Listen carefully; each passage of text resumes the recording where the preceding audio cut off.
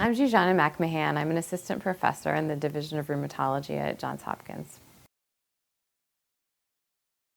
So my research interest is in scleroderma and gastrointestinal disease. So gastrointestinal disease affects 90% of patients with scleroderma. And the manifestations can range from mild to very severe, to the point where some patients can require supplemental nutrition to sustain life.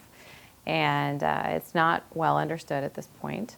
And so my interest is in really categorizing the patients to better understand the different types of gastrointestinal dysmotility we see in scleroderma, and try to better understand the pathogenesis so that we can come up with novel approaches to therapy.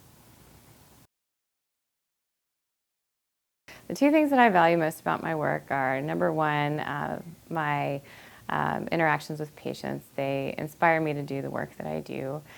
They go through a lot. I take care of a disease called scleroderma, and it's a complex disease, and there are many complications that can go along with it.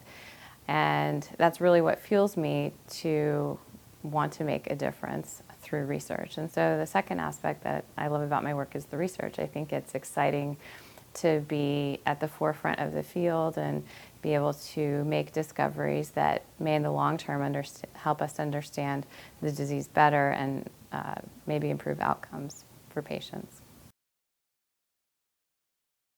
So I chose rheumatology because I love internal medicine, and I was fascinated by systemic disease and the complexity of the patients that I was exposed to as a medical student.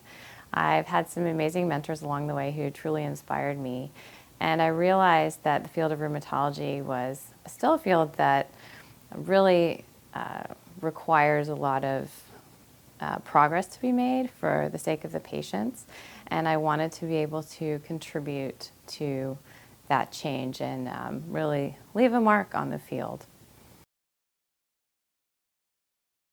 I came to Johns Hopkins because during the interview process it really felt like a family to me.